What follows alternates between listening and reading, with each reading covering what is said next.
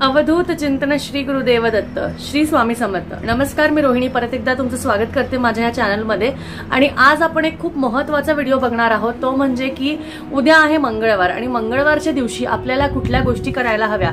आणि त्याचबरोबर मंगळवारी म्हणजेच आपल्या मंगळ ग्रह रिलेटेड जर का तुम्हाला काही प्रॉब्लेम्स असतील किंवा तुम्हाला असं वाटत असेल की आपल्या मंगळ ग्रहामध्ये काही दोष आहे किंवा अशा काही गोष्टी आहेत ज्याच्याने आपल्याला प्रगतीसाठी किंवा यश प्राप्तीसाठी बऱ्याचशा गोष्टी घडत नाहीये, त्याच्यामध्ये आपल्याला त्रास होत आहे किंवा अडथळे येत आहेत, त्या सुख समृद्धी आणि यश प्राप्तीसाठी तुम्हाला खूप महत्त्वाच्या गोष्टी आज करायच्या आहेत, म्हणजेच मंगळवारी करायच्या आहे. आणि त्या खूप सोप्या गोष्टी आहेत. तर चला आपण फटाफट ते बघून घेऊया की कोणत्या त्या गोष्टी आहेत. तुम्हाला साध्या सोप्या 2 उपाय करायचे आहेत आणि ते खूप महत्त्वाचे उपाय आहेत. तर चला बघूया आपण नक्की ते कोणते उपाय आहे. पहिला उपाय जो आहे तो आहे म्हणजे आपल्याला मारुतीची जी उपासना आहे ती उपासना करायची आहे. खूप साधी सोपी उपासना आहे. आणि दुसरी जी आहे की मंगळ ग्रहाच्या निमित्ताने तुम्हाला त्याचा जर का जो दोष आहे तो दोषकारक ते काढायचं असेल तर त्या हिशोबाने तुम्हाला एक छोटासा उपाय करावा लागेल. तो पण खूप सोपा आहे. त्यामुळे चला व्हिडिओ आता आपण सुरुवात करूया आणि बघूया कुठले उपाय आहे. त्याआधी जर का तुम्ही पहिल्यांदा आपल्या चॅनलवर आला असेल तर नक्कीच व्हिडिओला लाईक करा, चॅनलला सबस्क्राईब करा, त्या बेलवर क्लिक करा आणि त्याचबरोबर अशी येत्या व्हिडिओसाठी तुम्हाला त्या बेलवर क्लिक केल्यानंतर ऑलवर क्लिक करावं लागेल, म्हणजे पुढचे व्हिडिओज तुम्हाला नक्कीच मिळतील. तर चला आता फायनली आपण बघूया की पहिली उपासना म्हणजे मारुतीची उपासना आपल्याला काय करायची आहे.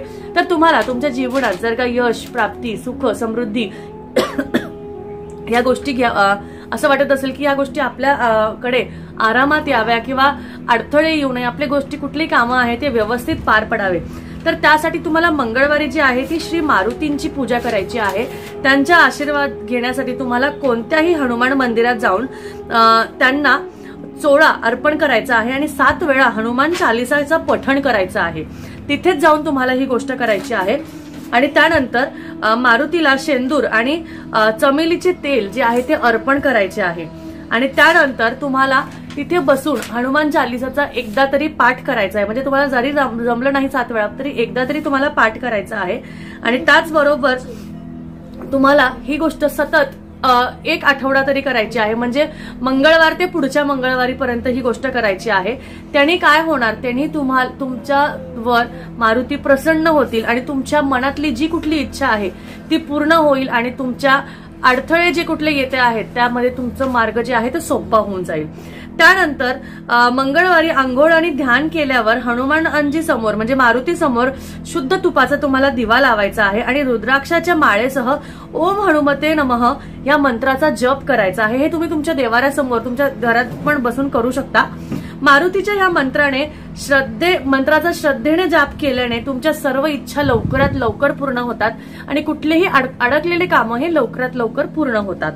त्याचबरोबर मारुतीजींचे आशीर्वाद मिळवण्यासाठी मंगळवारी सुंदरकांडाचे पठण करायचे आहे. सुंदरकांड हे खूप मारुतींना आवडतं, त्यामुळे त्याचं तुम्हाला पठण करायचं आहे.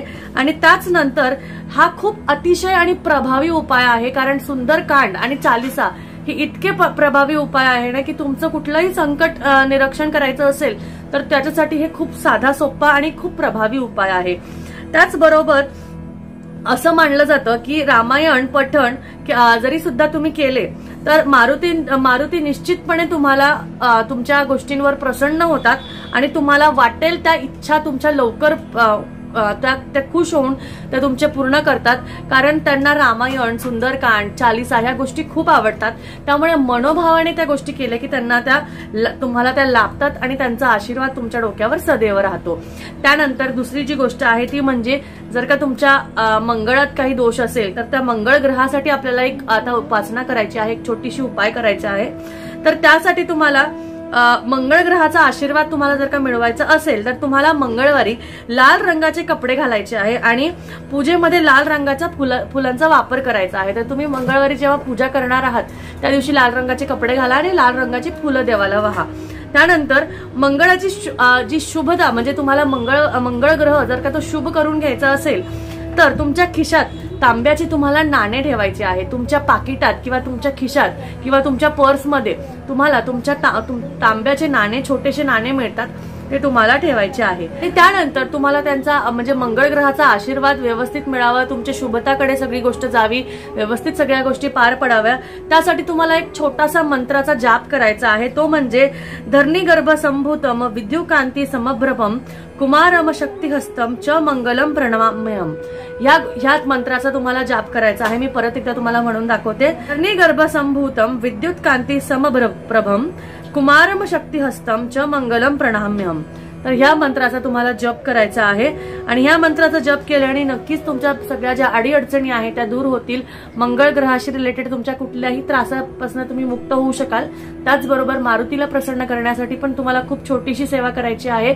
मंदिरात आठवडाभर जायचं आहे, हनुमान चालीसा, सुंदरकांड किंवा रामायणचं पठण करायचं आहे, तुपाचा दिवा लावायचा आहे, शेंदूर आणि चमेलीचं तेल अर्पण करायचं आहे। खूप छोट्याशा गोष्टी आहे, नक्की करून बघा, तुमच्या आयुष्यात तुम्हाला बदल घडलेले लगेच जाणून मिळतील। तर चला, कसा वाटला हा आजचा व्हिडिओ मला नक्कीच कळवा। तोपर्यंत असेच अजून नवनवीन व्हिडिओज बघण्यासाठी आपल्या चॅनलला सबस्क्राईब केल्याशिवाय जाऊ नका। भेटूया परत एकदा छानशा व्हिडिओमध्ये, तोपर्यंत काळजी घ्या। अवधूत चिंतन श्री गुरुदेव दत्त। श्री स्वामी समर्थ। जय जय स्वामी समर्थ।